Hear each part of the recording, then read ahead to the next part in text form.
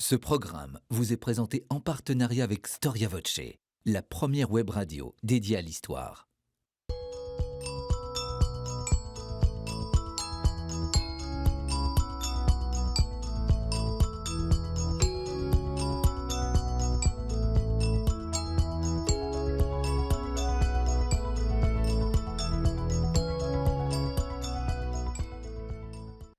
Chers téléspectateurs, chers auditeurs, bonjour, vous êtes sur KTO TV ou sur KTO Radio et vous y êtes bien. Je suis très heureux de vous retrouver sur ce plateau et je vous remercie pour votre fidélité à votre émission Au risque de l'histoire.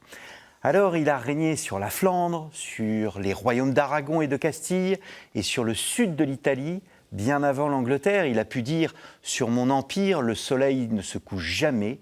Il était empereur, il était plusieurs fois roi et il était duc. Vous l'aurez peut-être connu, je veux parler de Charles Quint, né en 1500 et mort en 1558. L'émission Au risque de l'histoire vous propose aujourd'hui de partir à la découverte d'un des personnages les plus fascinants de notre histoire européenne. Qui fut le grand opposant du roi de France, François Ier? Quelle était sa vision politique, mais aussi évidemment religieuse? Rêvait-il d'une chrétienté universelle ou encore d'une monarchie universelle? Qui furent ses ennemis au cours de son règne? Enfin, a-t-il été le dernier roi médiéval ou au contraire, doit-on le voir comme le précurseur d'une modernité qui se pensait à l'échelle du monde? C'est ce que nous allons voir avec mes deux invités, Jérôme Elie, et Juan Carlos D'Amico. Juan Carlos D'Amico, bonjour. Bonjour. Merci d'avoir répondu à notre invitation. Je crois que c'est la deuxième fois La deuxième fois, je vous effectivement. reçois sur ce plateau. Je crois que je vous avais reçu sur le Saint-Empire romain germanique. Exact. Voilà, une histoire du Saint-Empire romain germanique. Vous aviez publié il y a plusieurs années, il y a 2 ans maintenant, Charles Quint, un rêve mais impérial pour l'Europe, un livre paru aux éditions Perrin dans la collection Biographie, un ouvrage de référence. Jérôme Elie, bonjour. Mais j'ai oublié de dire, pardon, que vous étiez professeur à l'université de Caen, donc professeur d'histoire moderne. Et vous, Jérôme Elie, vous êtes professeur en classe préparatoire à l'École nationale des chartes. Et vous venez de publier ce petit ouvrage aussi consacré à Charles Quint aux presses universitaires de Rennes. Et il faut mentionner que aux presses universitaires de France, je vais me faire disputer par Fleur Rico, et je dois mentionner que ce livre a une spécificité, c'est qu'il est disponible également, que nos auditeurs et nos téléspectateurs le sachent, en livre audio, donc dans la collection Frémo. Frémo, c'est un livre audio disponible sur Frémo, FREMEAUX.com. N'hésitez pas à vous le procurer, 4 CD audio. Alors, j'ai souhaité consacrer cette émission au fond, au rêve de la chrétienté universelle de Charles Quint, mais peut-être avant de voir ce rêve universel, est-ce qu'il existait d'ailleurs chez Charles Quint ce rêve de chrétienté universelle? Peut-être on va rafraîchir la mémoire de nos téléspectateurs et de nos auditeurs. Qui était Charles Quint? Vous écrivez plus qu'un roi, il est le seul empereur de l'histoire espagnole, et pourtant, sa vie s'enracine dans la Flandre. On a du mal à se représenter que ces hommes dominaient plusieurs territoires en même temps, dispersés en Europe. La première chose, c'est qu'il faut éliminer l'idée de nationalité telle que nous la concevons aujourd'hui. Charles Quint est peut-être d'abord bourguignon, ce qui a un sens très particulier. Je rappelle que son grand-père, Maximilien, disait parler plusieurs langues. Et quand il disait parler français, il disait « je parle bourguignon, comme ma femme, Marie de Bourgogne ». C'était le français. Donc c'est un bourguignon, c'est-à-dire qu'il appartient à cette aristocratie bourguignonne qui est installée dans les Pays-Bas depuis le XVe siècle. Et puis son identité a changé en fonction des périodes. La langue espagnole, il ne la maîtrise absolument pas quand il arrive en Espagne. Il finit par la maîtriser très convenablement. Il parle français, il sait l'italien parce que c'est la langue de culture de la période. Il peine avec le latin. Il parle probablement néerlandais. Il en a sans doute une teinture, ce qui fait qu'il a cru qu'il comprendrait l'allemand, ce qui n'est peut-être pas aussi évident que cela.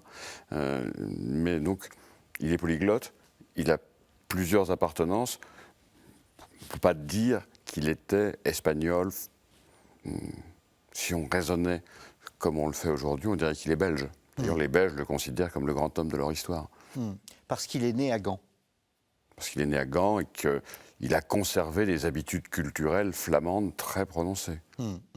Et pourtant, vous montrez que la Bourgogne est très importante pour Charles. La Bourgogne, c'est même un art de vivre, ce sont des valeurs.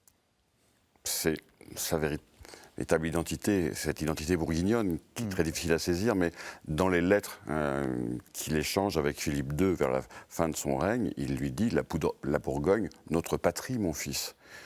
Et cette Bourgogne est essentielle parce que c'est l'histoire des grands-ducs de l'Occident. Et c'est cela aussi qui va le rattacher à une certaine histoire de la chrétienté. Parce que dans la Bourgogne, on retrouvera un idéal de croisade bien particulier. Donc c'est un point de départ. Et il est d'abord et avant tout l'arrière-petit-fils du Téméraire. Il descend de Philippe le Bon, qui avait fait le vœu de croisade au banquet du Faisan à Lille en 1454, de reprendre Constantinople. Tout cet idéal-là existe chez Charles Quint, c'est indéniable, et c'est un idéal bourguignon. Il va trouver d'autres idéaux chrétiens au cours de sa pérégrination impériale. Il rencontrera un idéal qui est celui de l'Espagne. Et puis il y a aussi l'idéal impérial qui vient d'Italie, que lui transmet son chancelier Mercorino Gattinara, si tant est que ça a été vraiment important pour lui. On ne peut jamais s'arrêter à un seul moment. C'est une histoire qui se déroule sur plusieurs espaces, plusieurs périodes, de part et d'autre de la rupture de la Réforme. Lui donner une identité simple, c'est se tromper. Juan Carlos D'Amico ? Je suis tout à fait d'accord avec ce qui vient d'être dit. J'ajouterais quelque chose par rapport à la Bourgogne. La Bourgogne, c'est le rêve de Charles Quint, c'est la terre qu'il faut reconquérir, le duché de Bourgogne, c'est lui qui avait été arraché à Marie de Bourgogne à la mort de son père, Charles le Téméraire. Et pour Charles Quint, toute sa vie a pensé à reconquérir le duché de Bourgogne. C'est quelque chose qui est inhérent, qui est dans le traité de Madrid, par exemple. Une des raisons pour lesquelles ce traité est signé est parce que Charles Quint pense pouvoir retrouver le duché de Bourgogne, qui était à l'époque dans les mains de son adversaire, de son rival éternel, François Ier. Concernant la Bourgogne, il est vrai qu'il y a des valeurs liées, par exemple, à l'ordre chevaleresque de la Toison d'Or, qui était fondamentale et dans une logique, là aussi, comme a été dit, d'une croisade qui devait reconquérir en quelque sorte Jérusalem. Il y a aussi un aspect religieux qui est important, parce que ce soit Adrien d'Utrecht, qui va devenir le pape, Adrien VI, et puis Erasme, il y a chez Charles Quint une sorte de retour au primitivisme chrétien. Et ça, c'est quelque chose qui va l'influencer énormément, du moins jusqu'au couronnement de Bologne. C'est très important parce que dans les conseillers de Charles Quint, il se fait entourer par des érasmiens, notamment Mercurino de Gattinara, dont il était question, même si Mercurino de Gattinara, ce n'est pas uniquement la question érasmien, ça revient par rapport à la réforme de l'Église. Alors pour nos téléspectateurs et nos auditeurs, Erasme, donc, c'est une grande figure de la Renaissance et qui joue un rôle intellectuel absolument majeur à l'époque. Très important et qui dit à Charles Quint, au futur Charles Quint en 1516, Institutio Principis Christiani, qui est l'éducation, la formation du prince chrétien, parce que Erasme veut former un prince chrétien. Après, est-ce que Charles a suivi exactement les préceptes et les principes à l'intérieur de ce petit manuel de formation d'un prince chrétien? Ça, c'est quelque chose qui se prête à débat.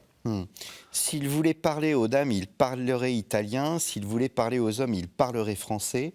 S'il voulait parler à son cheval, il parlerait allemand. Mais s'il voulait parler à Dieu, il parlerait espagnol. Comment conjuguer à la fois cette multiplicité d'univers, de territoires, et le fait que cette multiplicité soit aux mains d'un seul. Est-ce que, j'allais dire, il y a une formation pour cela? Est-ce que ces princes étaient éduqués avec cette vision diverse? Vous montrez un personnage qui sait s'adapter, qui arrive en Espagne, qui apprend l'espagnol et qui s'adapte non pas à l'Espagne, mais aux Espagnes, puisqu'il y a la Castille et l'Aragon. La priorité pour Charles Quint, et ça reste tout au long du règne, c'est la légitimité des héritages. Il est avant tout quelqu'un qui peut mettre en avant les lignages qui l'ont conduit à former ce que John Eliot, le grand historien anglais, appelait une monarchie composite. Il n'y a pas de volonté, et c'est justement l'une des grandes questions, il n'y a pas de vraie volonté de construire un empire, il y a la volonté de rassembler des héritages qui lui semblent légitimes. Et d'ailleurs, sur la Bourgogne, le personnage est quand même toujours marqué par le fait qu'il a le sentiment que les ducs de Bourgogne sont ses ancêtres et qu'il a été, en tout cas que sa grand-mère Marie a été lésée. Et ça il faut le souligner parce que l'histoire nationale française a escamoté ce point, la Bourgogne n'était pas un apanage, elle ne devait pas revenir au roi de France à la mort du Téméraire. Quand on regarde l'acte de donation, et c'est le plus important pour Charles Quint, quand la Bourgogne a été donnée au premier des ducs valois, Philippe le Hardi, elle a été donnée pour rester dans son héritage sans qu'il y ait de précision d'apanage. Si c'eût été un apanage, la loi salique se serait appliquée, et comme le Téméraire n'avait que Marie comme fille, eh bien, ça revenait au roi de France. Mais ça ne l'était pas. Là, les choses sont claires. Et pour Charles Quint, ça reste quelque chose qui est de l'ordre de la légitimité, mais aussi de l'honneur. La relation avec François Ier est dominée par cette idée que les Français le lèsent, et de toute façon qu'il y a un problème dans le comportement politique de François Ier, qui n'est peut-être pas celui d'un prince chrétien, parce que justement, il ne respecte pas un certain nombre de principes qui sont ceux de l'Europe des dynasties de cette époque. Vous évoquiez l'influence d'Erasme. Est-ce qu'on peut considérer Charles Quint comme un homme pieux ? Oui, mais avant de répondre à cette question, je voudrais dire quelque chose par rapport à la citation dont tu as parlé. Souvent, autour du personnage de Charles Quint, des légendes ont été écrites. Des légendes qui récupèrent ce personnage de différentes manières. Des légendes concernant le fait qu'il a assisté à ses propres funérailles, des légendes soi-disant qu'il s'était transformé dans un moine de l'ordre dans lequel il s'était retiré à Juste. Et je pense que par rapport aux langues, c'est un peu la même chose. La citation que je donnais tout à l'heure. La citation que tu as dit tout à l'heure. D'abord, comme disait mon collègue, Charles Quint arrive en Espagne et ne sait pas parler l'espagnol. Et ça, c'est quelque chose que les Espagnols, les Castillans surtout, parce que c'est en Castille, la première chose, le premier royaume dans lequel ils s'arrêtent, ne supportent pas. Ne supportent pas, et quelque part, la révolte des comuneros qui a lieu quelque temps après son arrivée, c'est lié à cet aspect-là. Au fait que les Flamands, comme los flamencos, comme les appellent les Espagnols, sont des personnages, c'est une cour qui s'adresse à la Castille d'une manière assez arrogante et avec pas mal de comment dire, presque d'arrogance vis-à-vis des sujets. Alors, le latin, ils ne le connaissaient pas, ça c'est sûr, parce que Adrien d'Utrecht, si on lit la correspondance entre Adrien d'Utrecht et Charles Quint, Adrien d'Utrecht c'était donc le futur pape qui avait été son précepteur, eh bien, on comprend très bien que Charles n'a jamais pris la parole en latin parce qu'il comprenait quelque chose, mais il était incapable de parler le latin, et ça on le voit par les correspondances. Peut-être qu'il connaissait un peu le flamand, parce qu'effectivement, sa formation se fait à Malines, auprès de sa tante Marguerite, où on parle français, mais il est en contact avec des gens qui sont des Flamands, en fait. Donc c'est possible. Il y a un document dans lequel on dit qu'à un certain moment, quand il a pris, il a sous son pouvoir le chef de l'église protestante, le landgrave de Hesse, il dit une phrase en flamand. Il est tout à fait possible. C'est pas sûr qu'il connaissait l'allemand.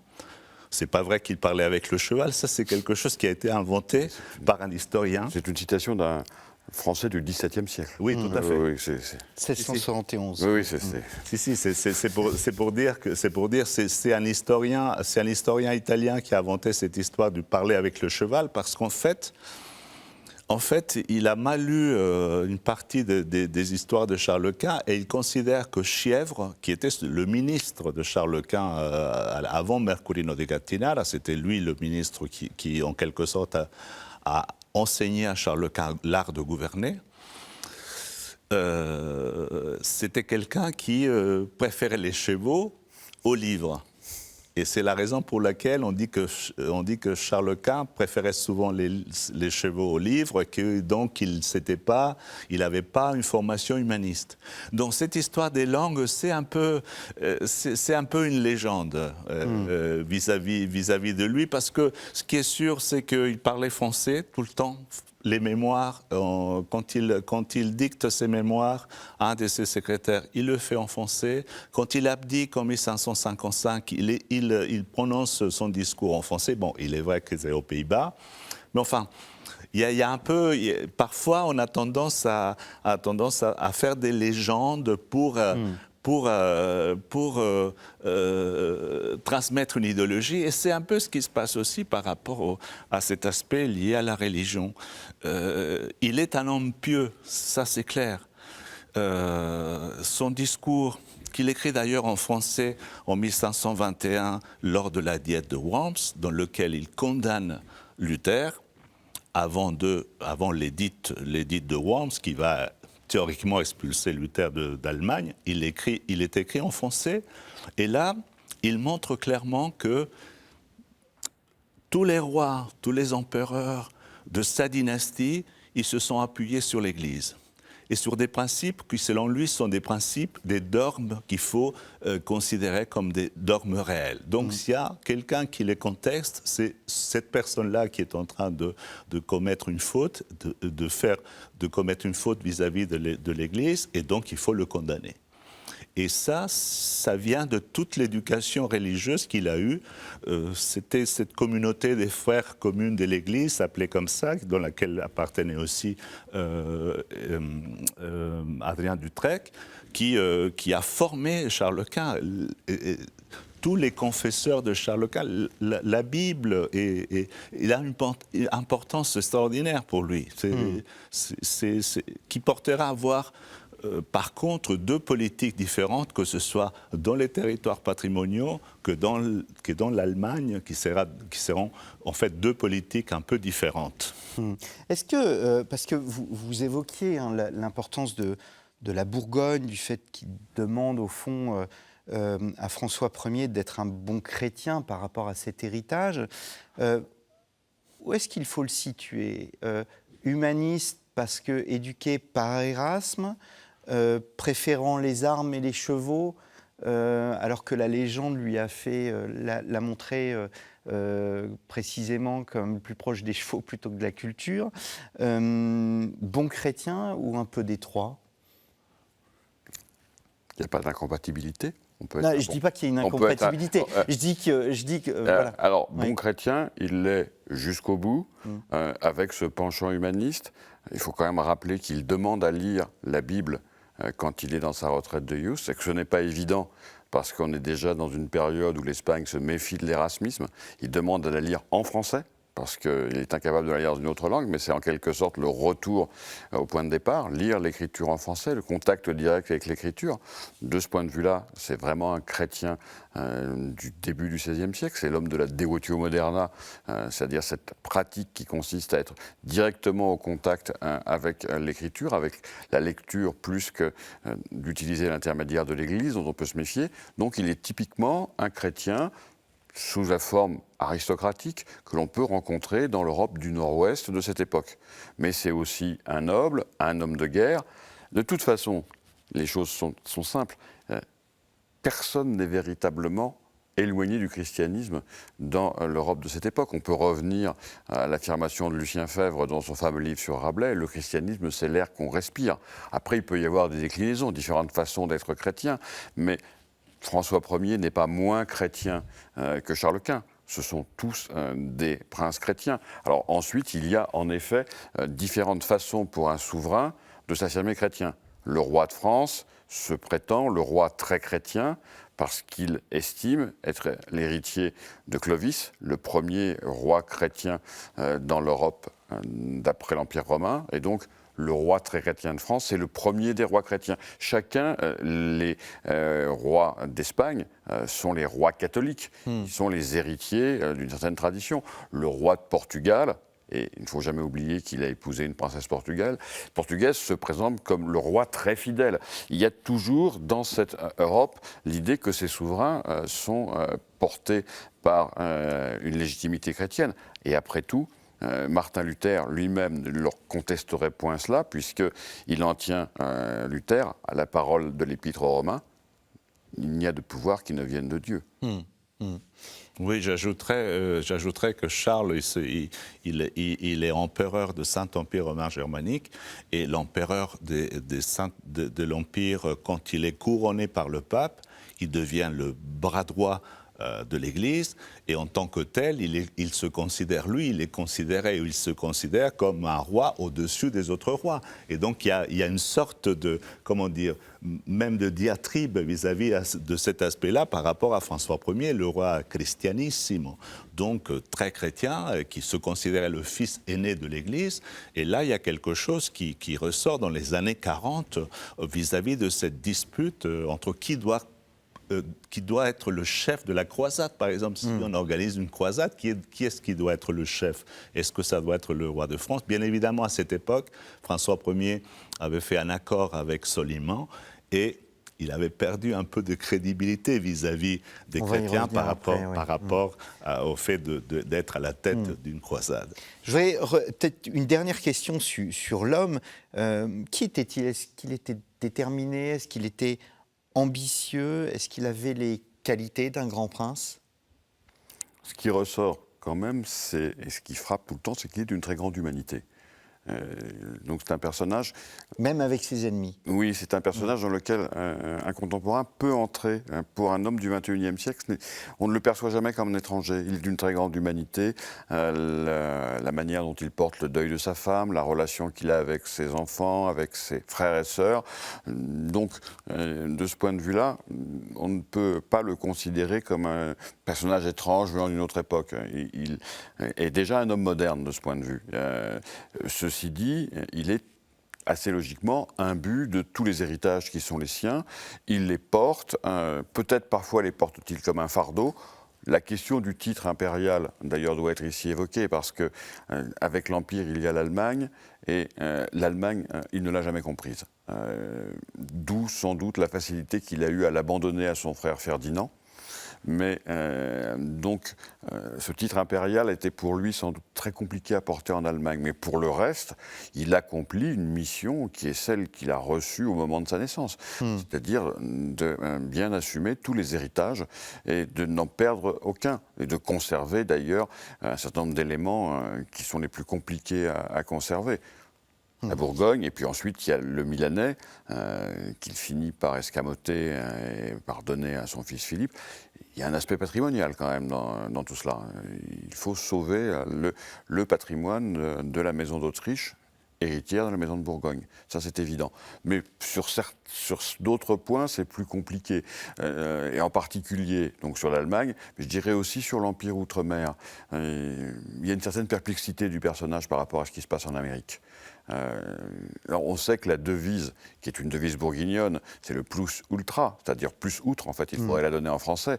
Et vous anticipez ma question. Au-delà des colonnes d'Hercule, c'est donc un empire que Gattinara n'aurait pas pu envisager, puisque lorsqu'il propose la monarchie universelle, On est en 1519. Et donc la conquête du Mexique commence juste après. Cet empire gigantesque semble quand même l'avoir interpellé, être entièrement le maître du monde. Quant à l'empire sur lequel le soleil ne se couche jamais, c'est une légende a posteriori. Elle correspond à l'empire de son fils, parce qu'on va jusqu'aux Philippines. Oui. Mais donc, il y a un moment où la nuit se trouve aussi bien à Lima qu'à Madrid, quand même. Donc, mais ça, c'est aussi parce que, justement, beaucoup construit. C'est une idée de l'Empire britannique. Juan Carlos D'Amico. Eh bien, oui. Cette devise. Cette devise. Donc, il est vrai qu'il y a deux questions. La question patrimoniale, la question dynastique, qui est toujours présente chez Charles Quint, c'est-à-dire que il faut que récupérer là où il faut récupérer des territoires et, si on peut, élargir la dynastie des Habsbourg en faisant par exemple la politique matrimoniale telle qu'elle avait été faite par son grand-père, Maximilien. Il fait la même chose. Avec ses sœurs, avec Éléonore, avec Catherine, avec Isabelle. Donc il fait la même chose au niveau dynastique. Il y a effectivement une prise de position précise et lui, il revendique sa position de frère aîné.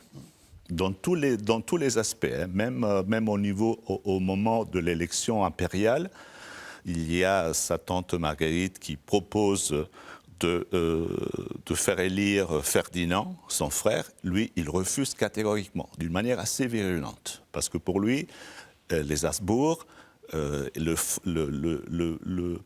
l'aîné des Habsbourg devait être celui qui avait tous les territoires. Après, il va donner des territoires à Ferdinand, mais pour lui, il ne fallait pas diviser la dynastie, à tel point que, bon, je ne sais pas si on en parlera tout à l'heure, il y a eu un problème de succession impériale.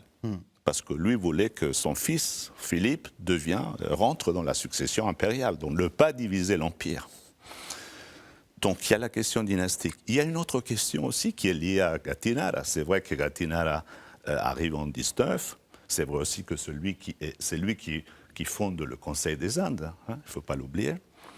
Et l'idée que Charles Quint, c'est un homme qui a été envoyé par la Providence. Il y a quelque chose, c'est de la propagande, mais en même temps, comme on disait tout à l'heure, le christianisme est présent partout. Et donc l'idée qu'un jour, il va y avoir la fin des temps, c'est présent. Et c'est présent à travers la littérature prophétique. Il y a de la littérature prophétique et toutes les monarchies de l'époque, y compris celle de François Ier, revendiquent un aspect scatologique dans lequel un roi, un jour, va faire tout le possible pour que puisse se produire le jugement dernier, voire le millénium. Et Charles Quint et Gattinara derrière sont dans cette logique-là. Et Alfonso de Valdés aussi.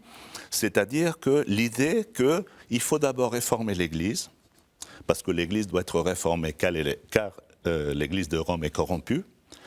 Rome doit rester le siège de la chrétienté, ça c'est indiscutable pour Gattinara, pour Charles Quint et pour Alfonso de Valdés et aussi pour Erasme bien sûr. Mais on va faire une croisade pour reconquérir Constantinople, peut-être Jérusalem, et que la fin des temps, c'est peut-être pas loin. Voilà. Il y a cette idée-là qui est une idée qui est, on dirait aujourd'hui, de propagande, mais en même temps qui a ses résonances vis-à-vis des chrétiens de l'époque. Est-ce qu'on peut dire que cette idée impériale, au-delà de cette vision eschatologique, s'inscrit dans la continuité de l'Empire romain, de l'Empire carolingien? Est-ce qu'il y a un enracinement historique? Elle se veut telle, mais il y a tellement de ruptures. Parce qu'entre l'Empire carolingien et l'idée impériale, on ne parle même pas de l'Empire romain, qui est omniprésent parce que ces gens ont une culture humaniste, latine, connaissent l'histoire de l'Empire romain, mais il y a des ruptures. L'Empire carolingien, entre l'Empire carolingien et Charles Quint, il y a eu l'Empire d'Othon, il y a eu l'histoire de Frédéric II, oui, il y a eu tellement de ruptures au Moyen-Âge qu'elle se présente ainsi. Mais en même temps, c'est une histoire impériale qui est de toute façon imparfaite. Parce que cet empire, c'est toujours un État inachevé. C'est un idéal, mais ce n'est pas un véritable État. Et puis en plus, il a eu tendance à devenir, et Maximilien d'ailleurs a contribué à cela, de plus en plus un empire de nation allemande, c'est ainsi qu'on l'appelle. Donc par exemple, les Italiens ne s'y retrouvent plus. Gattinara, l'empire dont il rêve, c'est plutôt celui qu'il y a dans le De Monarchia de Dante que dans la réalité de cet empire, qui en fait est une sorte d'État allemand qui a échoué. Justement au début du XVIe siècle. Donc, est-ce qu'on peut dire que ce fameux cardinal italien Gattinara, qui est un des conseillers de Charles Quint, a une vision idéaliste des choses? Il souhaite, au fond, un futur qui n'arrivera jamais? C'est un idéal médiéval, c'est un idéal d'un humaniste qui rêve à l'Antiquité. C'est en réalité assez proche d'un lieu commun. Mais ce n'est pas... Après tout, Erasme aussi porte en lui de la modernité, mais aussi beaucoup... de monde médiéval. Oui. Comme le disait un historien américain, Erasme, c'est une collection de lieux communs médiévaux. J'aime beaucoup cette formule.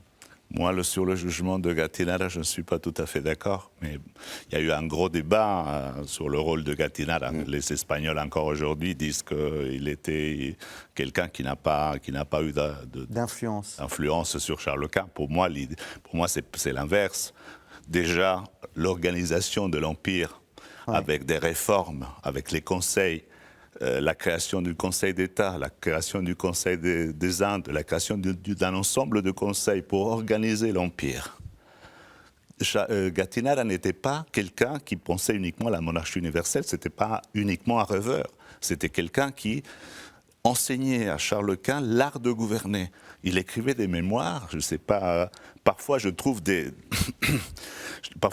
critiques j'ai l'impression qu'ils n'ont pas lu les mémoires qui Gattinara envoyait à l'empereur d'une manière assez cadencée, mais très souvent, et dans lequel il lui dit, voilà, si à Gênes tu fais ça, le risque c'est ça, et ça peut devenir ça. Dans le duché de Milan, il faut prendre cette décision ou ça comme conséquence. Il lui donnait des suggestions par rapport au travail, à l'action politique qu'il devait mener. Et puis, pour moi, ce n'est pas quelque chose qui est lié à l'aspect médiéval. Bien au contraire, c'est une sorte... Comment dire, l'empire de Charles Quint, c'est une sorte de laboratoire moderne. Parce que pour la première fois, on pense l'empire. Et on le pense d'une manière polysémique, d'une manière à dire de quelle manière on peut organiser cet empire. Et il y a des positions différentes. Hurtado de Mendoza pense une chose, Gattinara pense une autre. Voilà, il y a une sorte de laboratoire de la modernité, selon moi, qui est bien loin de ce qui est l'Empire au Moyen-Âge. C'est quelque chose qui... Et la découverte de l'Amérique, des Indes occidentales, ça amène à retravailler cette idée qui va amener éventuellement à l'évangélisation, bien évidemment, ou au colonialisme plus tard, des différentes manières de penser l'Empire. Et donc, je pense que Gattinara, c'est un homme moderne. Je crois surtout que c'est la fameuse proposition de Gattinara qui a été triturée par tout le monde au XIXe siècle en particulier. Ça a beaucoup excité les historiens, cette idée de monarchie universelle proposée par Gattinara. Mais il reste une question, est-ce que Charles Quint lisait vraiment tous les mémoires que Gattinara lui envoyait ? Je me suis toujours demandé si c'était pas un... Est-ce qu'il vraiment il a médité ce que lui envoyait Gattinara ? Je ne suis pas certain. Alors, on oublie que le grand siècle, le XVIIe, notre grand siècle était français. On oublie que le XVIe siècle était espagnol. Est-ce qu'on peut dire que Charles Quint, le règne de Charles Quint constitue l'apogée, ou bien ce sera plus tard avec Philippe II ? Le roi espagnol, c'est Philippe II. Mais la question, c'est à quel moment commence le siècle d'or ? il y a déjà autour de Charles Quint des gens, des proches qui sont des gens qui participent à l'élaboration de la littérature classique espagnole. Oui, c'est déjà un grand moment de l'histoire culturelle de l'Espagne, mais la vraie grande période, c'est le règne de son fils, qui lui est strictement espagnol, qui sait le latin, parce que son père a insisté pour qu'il apprenne le latin, en lui disant que c'était essentiel quand on dirigeait un tel empire d'avoir le latin, la vraie langue de commandement. Donc ça c'est preuve de la nostalgie impériale qui est toujours présente, mais Philippe a été éduqué en espagnol. Sa mère a veillé à ce qu'il soit aussi éduqué en portugais, parce que l'héritage du Portugal et de son empire importait. Philippe II, on le voit au moment de l'abdication de 1555, peine à parler français, donc il est déjà culturellement très différent. Il est, lui, profondément espagnol. Ce cosmopolitisme, pour employer un mot qui est un peu gênant peut-être, mais ce cosmopolitisme de Charles Quint a disparu avec son fils. Alors, je reviens en arrière, je laisse Philippe II. 28 juin 1519, il est élu à l'unanimité roi des Romains et empereur. Est-ce que l'élection impériale contre François Ier, je le rappelle à nos téléspectateurs, il est élu contre François Ier et Henri VIII, qui est plus une présentation, enfin, il savait qu'il n'allait pas être élu. Est-ce que cette élection de Charles Quint constitue l'apogée de son règne?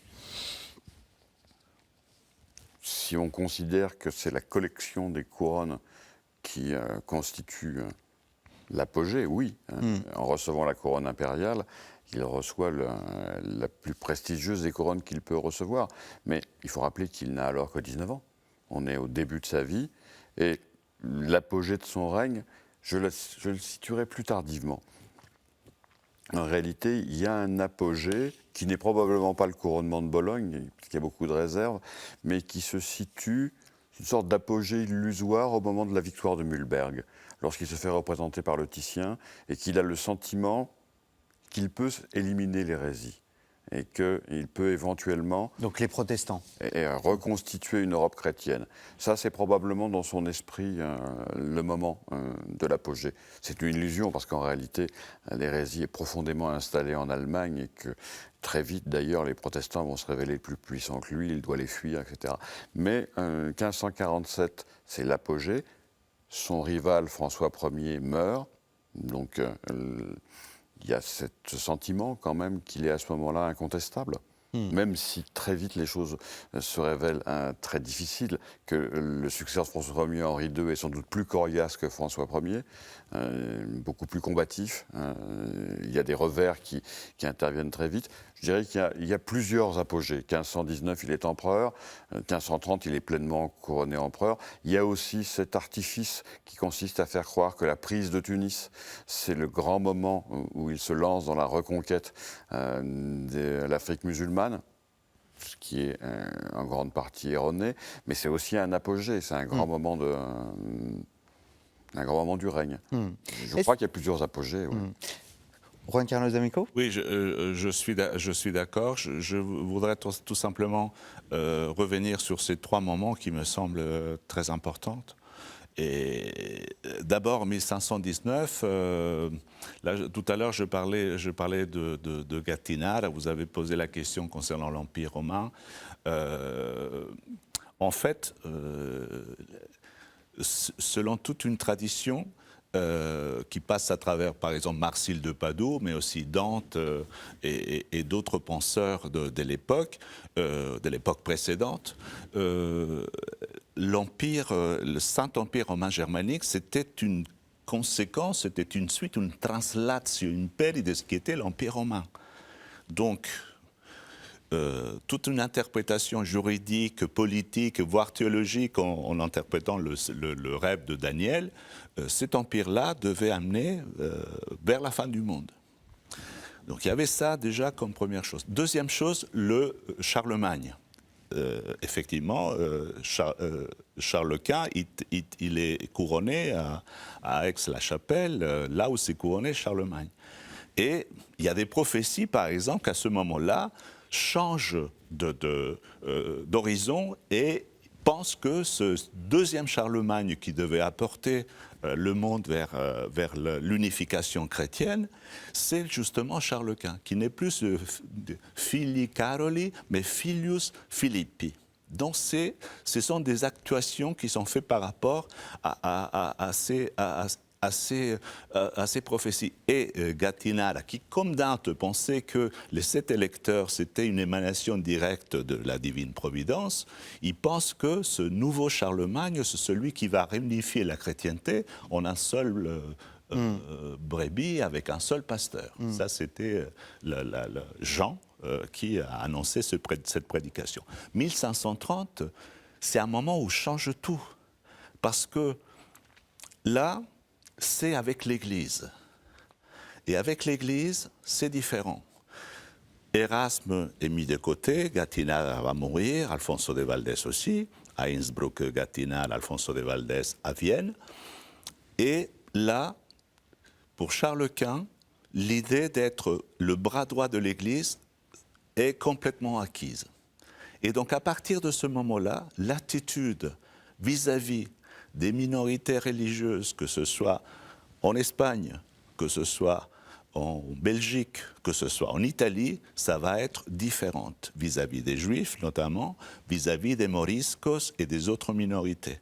Par contre, en Allemagne, il va avoir une autre attitude, parce qu'il sait très bien que l'Allemagne, c'est l'endroit où il peut casser l'Empire en 2 religions, parce que de 1520 à 1530, il n'a pas été présent en Allemagne, et Luther et les princes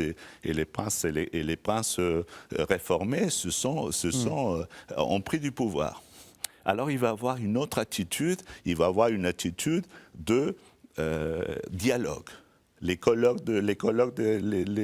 diètes de Ratisbonne, les colloques à Ratisbonne. Donc dialogue avec le protestantisme. Il y a toute une série de dialogues pour essayer de garder cette unité du christianisme qui est à la base de son idée impériale. Et que malheureusement, il n'y arrivera pas parce qu'en 1547, effectivement, la bataille de Mühlberg, c'est une bataille militaire, une bataille politique, mais la bataille religieuse, elle est perdue.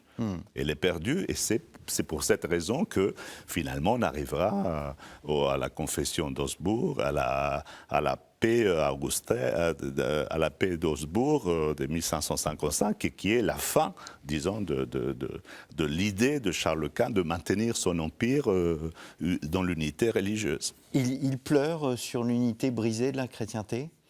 Alors, il pleure beaucoup au moment de l'abdication. Donc il y a toute une mise en scène. Donc on pourrait rappeler à nos téléspectateurs, il décide d'abdiquer et de se retirer du monde. 1955, en considérant qu'il a été toujours du bon côté, qu'il n'a jamais été parjure. À ce moment-là, d'ailleurs, il souligne à quel point le roi de France n'est pas un bon chrétien. Il avait été décoré de l'ordre de Saint-Michel par François Ier. Il renvoie à Paris l'ordre de Saint-Michel à Henri II. Il ne veut plus porter cette décoration que lui a donnée, cet ordre de chevalerie que lui a donné François Ier. Qui s'est allié avec Soliman le Magnifique. Alors, parce qu'il s'est allié avec Soliman le Magnifique, parce qu'il est aussi l'allié, François Ier, pourchasse peut-être les réformés dans son royaume, mais il est l'allié des princes protestants d'Allemagne. Donc il est à la fois l'homme des infidèles, l'homme des hérétiques. Donc au moment où il abdique, il pleure, en effet, il souligne qu'il s'est beaucoup fatigué. Il souligne beaucoup tous les voyages qu'il a faits pendant ses règnes, je crois qu'on peut utiliser le pluriel, oui. Mais il doit admettre de manière implicite que son idéal est brisé. Mais en réalité, ce qui court tout au long de la période, c'est qu'il court après un rêve impossible parce qu'en fait, la chrétienté s'est fracturée avant même sa naissance. Elle ne s'est jamais reconstituée. L'Allemagne est partie dans des directions très... il faut penser à une chose, c'est qu'un siècle auparavant, il y a eu le grand schisme.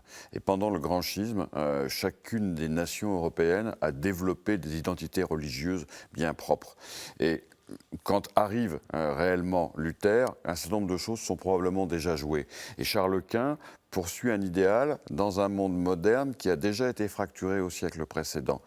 Et a-t-il conscience de cela ? C'est pas impossible. Après tout, Luther est le continuateur de Jean Hus en Bohème. Enfin, donc, ce qui rend d'ailleurs le personnage fascinant, c'est qu'il est probable qu'il avait conscience que cette lutte, pour magnifique qu'elle soit, était sans doute vouée à un échec. C'est pour ça aussi qu'il a fasciné les romantiques au XIXe siècle, parce qu'il semble mener une lutte démesurée pour un idéal qui, de toute façon, ne peut pas réellement être atteint. C'est cela qui donne la grandeur du personnage, ce qu'il manifeste. J'ai parlé tout à l'heure d'humanité, beaucoup d'humanité lorsqu'il évoque, finalement, au moment de l'abdication de Bruxelles, il évoque l'échec du règne, quand même, parce qu'il n'a pas réussi à maintenir cet idéal. Donc oui, il pleure, mais il pleure aussi sur sa personne. Il faut rappeler que c'est un homme qui est malade, très malade.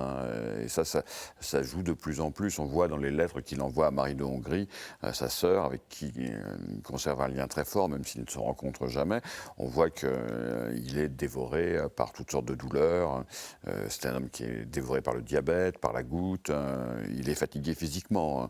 Et donc, certes, il s'est heurté à des difficultés multiples, politiques, religieuses, mais son corps ne le porte plus. Ça, c'est aussi assez impressionnant, quand même. Juan Carlos D'Amico, que nous dit l'abdication de ce personnage ? L'abdication de ce personnage, effectivement, il y a plusieurs facteurs qui l'amènent à l'abdication. La santé, sûrement.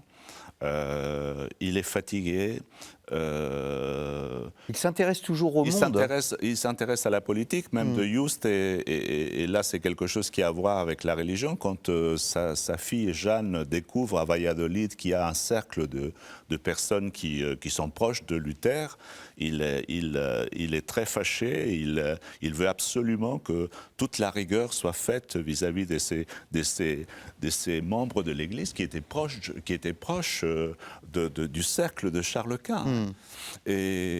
Mais j'ajouterais une autre chose aussi par rapport à ce qui a été dit, sur lequel je suis tout à fait d'accord, c'est que l'Église n'a pas fait grand-chose pour aider Charles Quint non plus. Parce que ce soit Clément VII, que ce soit Paul III, ils ont fait tout le possible pour éviter que ce concile que Charles demandait depuis très longtemps que se puisse s'unir pour trouver une solution religieuse. Le Concile de Trente. Le Concile qui sera après le Concile de Trente. Ouais. Mais lui, il le commence à demander en 1526. Il y a une lettre de Gattinara, justement, quand Clément VII, par le biais de Jacques Sadolet, envoie une lettre à la cour impériale en disant que la guerre, c'est la faute de Charles Quint, parce que, alors que la guerre, c'est celle qui a commencé en 1521 entre François Ier pour le duché de Milan. La réponse de Gattinara, c'est il faut convoquer tout de suite un conseil. Et il demande aux cardinaux de le faire si le pape ne veut pas le faire. Clément VII ne voulait pas convoquer un conseil parce qu'il avait peur d'être démissionné. Paul III était plutôt favorable à la politique de François Ier. Il était contraire à cette idée de Charles qui se voulait en quelque sorte arbitre aussi des questions religieuses, chose que le pape n'acceptait pas. Donc quand on arrive vraiment aux séances du Conseil des Trente, les choses sont déjà faites. Il n'y a pas possibilité de revenir en arrière. Alors que sur une idée iréniste d'Erasme, les choses auraient pu se faire à ce moment-là. J'ai cette impression. Concernant l'abdication, donc il y a cette idée... Il nous reste 2 minutes. Il y a cette idée de la fin du règne, et c'est vrai que ça va changer complètement, parce que Philippe II, comme a été dit, il n'arrive pas à parler en français, il ne parle pas en français, alors que Charles l'avait désigné comme le successeur des Pays-Bas, et ça va donner la révolte des Pays-Bas à un certain moment. Alors, homme médiéval ou homme moderne, les deux à la fois ? Les deux à la fois. Les deux à la fois ? Oui, moi je dirais médiéval, si on veut, par les valeurs qu'il portait avec lui dans la formation bourguignonne, ça c'est tout à fait possible, mais en même temps, quelqu'un qui n'est pas un personnage anachronique, c'est pas un Don Quichotte qui s'est trompé de temps, c'est quelqu'un qui connaît bien son temps et qui est en mesure de réagir par rapport à tout ce qui lui arrive, d'une façon qui n'est pas seulement utopique, mais qui est aussi une sorte de réel politique. La trêve avec les Turcs, par exemple, c'est la preuve qu'il sait s'adapter à des situations pratiques et pragmatiques. Jérôme Elie ? Je crois que je ne peux qu'abonder dans ce sens. Médiéval parce que c'est un homme d'héritage et qu'il est porteur de lignage qui caractérise un prince de cette époque, mais moderne parce qu'il entre en effet dans la politique moderne. Et ensuite, ce que j'ai dit, un prince d'une grande humanité avec un sentiment religieux qui est celui d'un chrétien d'une époque moderne. C'est difficile de le mettre dans un siècle ou dans un autre. Il est né en 1500. 1500, c'est la dernière année du XVe siècle. Le XVIe ne commence qu'en 1501. Donc il a encore un pied dans l'époque médiévale. Il est tellement attaché à sa filiation. Oui, il est médiéval, mais en même temps d'une modernité constante. Eh bien, merci à tous les deux d'être venus sur notre plateau. Jérôme Élie Charles-Quint, un ouvrage paru aux Presses universitaires de France. Et c'est un ouvrage qui est également disponible chez Frémaux. Frémaux est un éditeur de livres audio.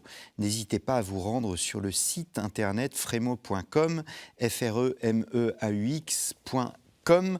Juan Carlos D'Amico, vous avez écrit avec Alexandra Danet-Charles-Quint un rêve impérial pour l'Europe, paru aux éditions Perrin. Et je vais mentionner le livre de Guillaume François, qui a été écrit aux éditions Perrin également, Le rêve brisé de Charles Quint, 1525-1545, un empire universel. Guillaume François est un personnage particulier parce que c'était un de vos élèves. Ça a été un de mes élèves, oui. Voilà. Je vous remercie beaucoup à tous les deux. N'hésitez pas, chers téléspectateurs, chers auditeurs, à vous rendre sur ktotv.com. Nous avons enregistré ensemble une émission sur le Saint-Empire romain germanique. N'hésitez pas à l'écouter. Et puis, vous pouvez trouver bien d'autres émissions aussi chez notre partenaire storiavoce.com. Nous avons évoqué la mort de Charles le Téméraire. Nous avons réalisé une émission sur la mort de Charles le Téméraire. Merci beaucoup. Je vous donne rendez-vous dans 2 semaines, pour un nouvel épisode d'Au risque de l'histoire.